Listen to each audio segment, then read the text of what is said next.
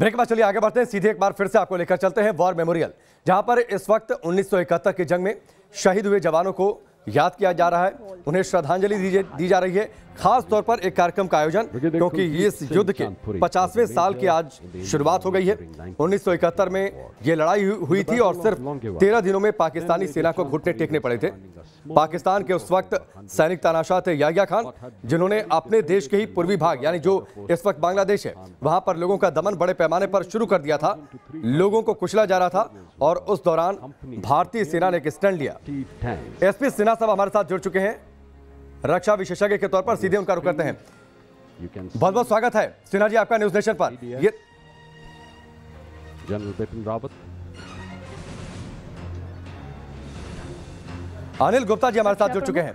अनिल गुप्ता जी, ये सीधी तस्वीरें war memorial से इस वक्त दिखा रहे हैं। ये तस्वीरें इस बात की तस्दीक कर रही हैं एक बार फिर से वो गौरवशाली पल जब 13 दिनों में पाकिस्तानी सेना को घुटने टेकने पड़े थे। भारत की ओर से सिर्फ 3000 सैनिक थे और उधर से 26,000 सैनिक। लेकिन यह जनरल मानेकशॉ का पक्का इरादा था, जिसमें भारत को न सिर्फ विजय मिली, बांग्लादेश एक अलग देश बना, बल्कि पाकिस्तानी सेना को सिर्फ 13 दिन में घुटने टेकने पर मजबूर होना पड़ा। मैं आपके चैनल के माध्यम से उन तमाम शहीदों को सलाम करता हूं, उनको श्रद्धांजलि देता हूं, जिन्होंने सन 1971 में आज के दिन इतिहास बनाया था। मिलिट्री हिस्ट्री में कोई ऐसा ऑपरेशन नहीं है जो कि 13 दिन के अंदर खत्म हुआ हो और जिसमें एक देश के 2 टुकड़े कर दिए हों। और खासकर उन सैनिकों का, वीर सैनिकों का, जिन्होंने 1970 वॉर में, खासकर बांग्लादेश वॉर में हिस्सा लिया था, उनको भी मैं सलाम करता हूं, क्योंकि उनकी बहादुरी और उनकी जिंदा दिली के कारण ही ये सब हो सका।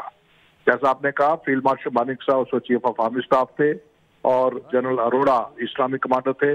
और उसके अलावा जो भी कमांडिंग ऑफिसर्स, कंपनी कमांडर, जवान जो भी थे, सब ने इतनी धैर्यता और इतनी प्लानिंग के साथ काम किया कि आप हैरान हो जाएंगे किस तरह एक वेल ऑयल्ड मशीन की तरह भारतीय सेना ने बांग्लादेश में काम किया था। और आज हम इसको सेलिब्रेट कर रहे हैं।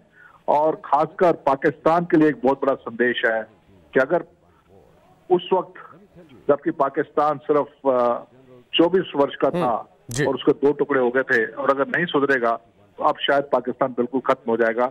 इसलिए पाकिस्तान को समझ लेना चाहिए कि अगर वो इस प्रकार की वारदातें करता रहेगा, यही नहीं भारत के अंदर आतंकवाद फैलाता ही है, वो अपने देश के अंदर भी लोगों को कुचल रहा है, जैसे कि बांग्लादेश के अंदर कुचल रहा था।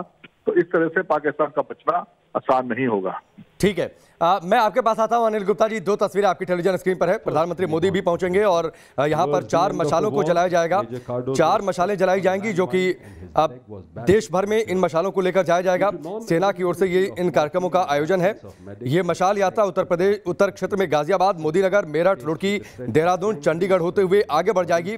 और जाहिर सी बात है अनिल गुप्ता जी, ये 4 मशालें देश भर में लेकर जाई जा रही हैं। सेना की ओर से इस खास कार्यक्रम का आयोजन, सेना किस तरीके से पराक्रम से लड़ती है, सेना का गौरव बताते हुए ये मशाल यात्रा देश के अलग अलग इलाकों में जाएगी। बिल्कुल, ये बहुत जरूरी है। और खासकर इस वक्त जबकि भारतीय सेना को दोबारा एक चुनौती है LAC के ऊपर, उस समय पूरे देशवासियों को ये बताना और जताना जरूरी है कि किस तरह भारतीय सेना पराक्रम में विश्वास रखती है और किस तरह भारतीय सेना देश की रक्षा करने के लिए और देश के दुश्मनों को सबक सिखाने के लिए हमेशा तैयार और तत्पर रहती है।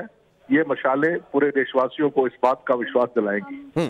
ठीक है अनिल गुप्ता जी, हमसे जुड़ने के लिए आपका बहुत बहुत शुक्रिया। ये सीधी तस्वीरें इंडिया गेट और वॉर मेमोरियल से, जहां पर इस वक्त आप तस्वीरों में देखिए 4 मशाल लेकर जवान वहां पर खड़े हैं। इन मशालों को जलाया जाएगा और उसके बाद इन मशालों को देश भर के अलग अलग हिस्सों में लेकर जाया जाएगा।